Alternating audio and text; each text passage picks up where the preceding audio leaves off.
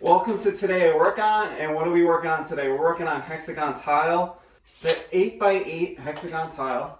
So we're going to go with a 3/8 of an inch by 1/4 inch square notch tile on the floor. This is Dietrich heat. I already skim coated it.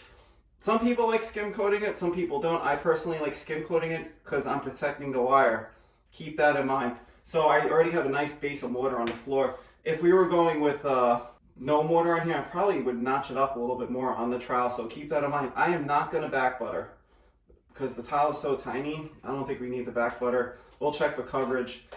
Next step after all of that is I got my laser level, and this is going to split the difference on the floor, so I know what I need to cut. We're going to start laying this floor down. I am not going to cut the walls, and I'm going to do that tomorrow because I feel like this is a faster way to lay down the floor. So you could work and space it out, and I think it's the most convenient route, and it's going to be on the side, so you don't have to walk on it or anything. So that's what I think is the most efficient way. So let's start laying this tile down and let's see how it goes.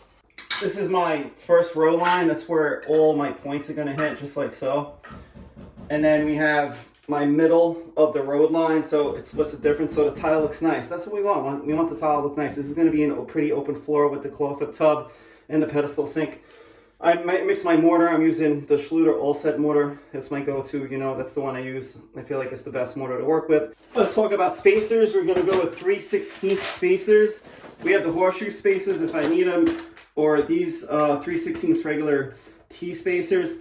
There's a lot of size, so buy a lot of spacers. You need a lot of spacers. I'm not using any leveling clips on the floor because, again, they're super small tiles. So let's start laying down some mortar and start laying some tile.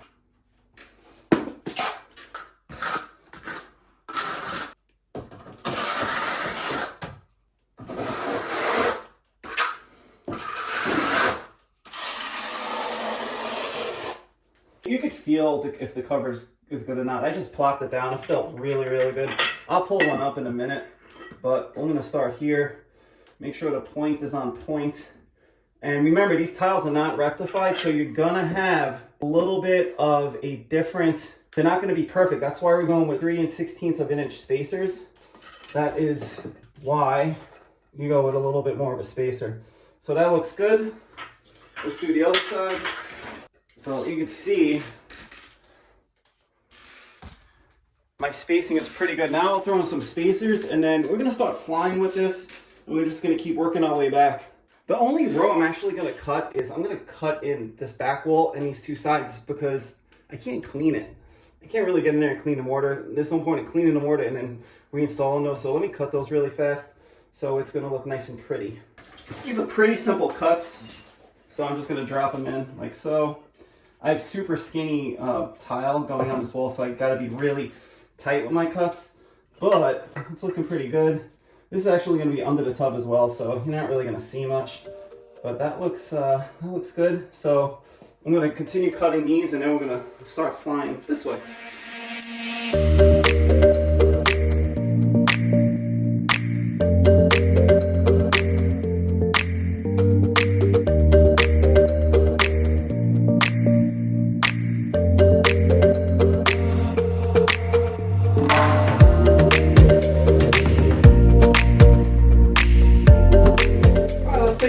I just want to pop up one tile to see the coverage, and so far it's going pretty well.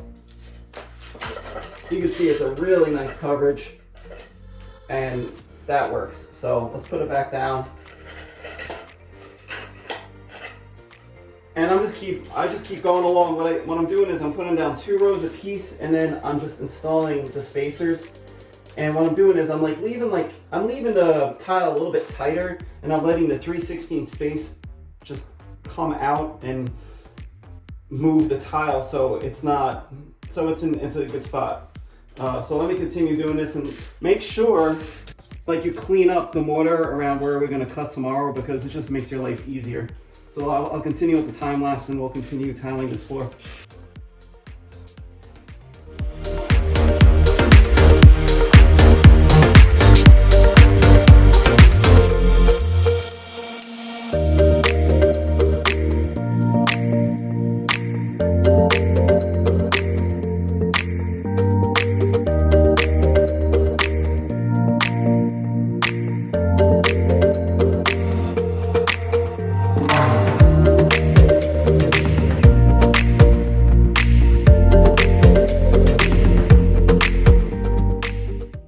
about lunchtime, so this is how much I did to lunch. Probably like 6.5 feet.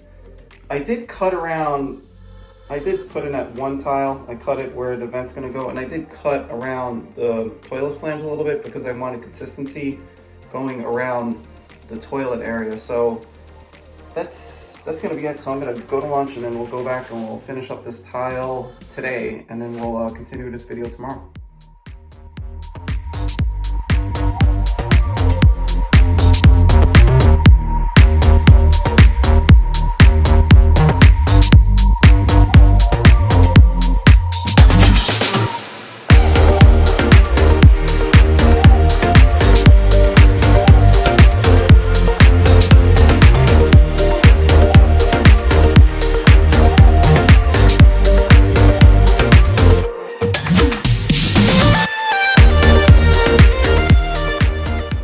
About 4 hours into this floor basically.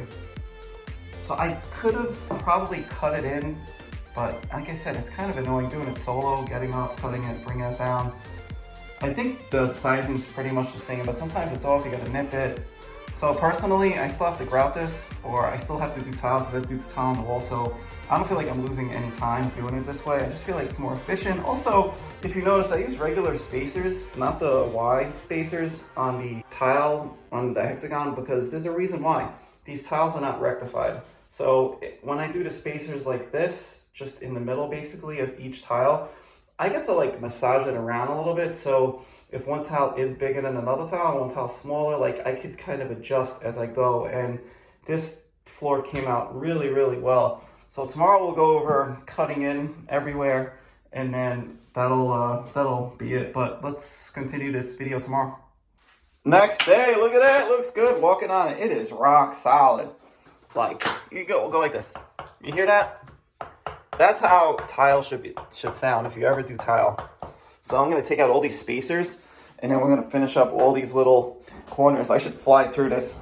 So I want that really, well, the walls are straight off the back wall because we have 1 3/8 all around. So I'm gonna cut all these little tile, 1 3/8, and then I'm gonna cut these tile, basically 5 inches. So that works out really well. And don't you love it when a plan comes together? So let me cut these all in. I just pulled all my tile up, I cut everything. If you're gonna do this type of tile with the hexagon, you're probably gonna, on a floor like this, you're talking about, I'm gonna say 3 hours longer total to cut this tile in. It's just a lot more work. Laying it, cutting the sides. If this was a 12 by 24 standard install, I'd be done already. But that is just the name of the game. A lot more tile delay, spacing, making sure the tile is right, etc., etc. So now that's done, I'm gonna mix up some water, and then we're gonna lay in this tile, and then we'll wrap up this video.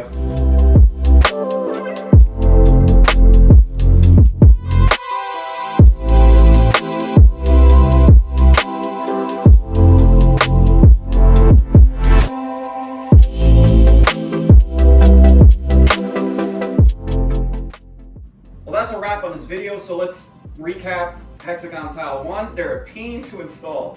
I don't love it. I'd rather install square or rectangle tile. You could fly with that stuff. The smaller tile are actually harder to install, especially when you have 1, 2, 3, 4, 5 sides. There's not 4 sides. Let's go over spacers. Don't buy the Y spacers for these tiles unless you have a rectified tile. This is not rectified, these tiles. So they're gonna be off in variation by a 16th to a 32nd of an inch here and there. So you kind of got to massage them a little bit and make sure you put the spacers in the middle. Not on the Y, but in the middle. Also, I did not use levelers on this floor because you don't have to, because we're not using a crazy big notch trowel. I would recommend doing some self-leveling cement with these hexagons. I think the floor will just be better. So skip the cement board or skip the hardy backer and just go with a self-leveling cement. I think you'll get the best results. Also, cut in your ends later on. I was lucky here, which is super rare. This is a super square room. Both sides of this tile are actually the same size cut. And also, I'll show you, I have the same tile here as I do at the threshold on this wall. This was a perfecto tile job. Literally, I couldn't have done a better job laying this out. So that's a huge deal. Lastly, this right here, this scutcheon, if I did this scutcheon with this drain while I was tiling the whole floor, it took me about 40 minutes to cut that all in. You're talking another 20, 30 minutes easy if I was doing it all at once. So sometimes it doesn't pay to be fast. It pays to make it look good, and sometimes it takes a little bit longer. So that's the recap on the tile. Thanks for watching. This was my best month on YouTube I've ever had by like leaps and bounds. I think I have 117% more views in the last 28 days compared to the last previous 28 days, which is exponential growth. Thank you, YouTube. I guess people like watching my stuff. If you need help on something, if you have a question, I appreciate all the emails. I will definitely respond and help you as much as possible, because I know as a contractor, as a remodeler doing this for 25 years, believe it or not, it's not cheap to hire us. And a lot of this stuff can be done DIY.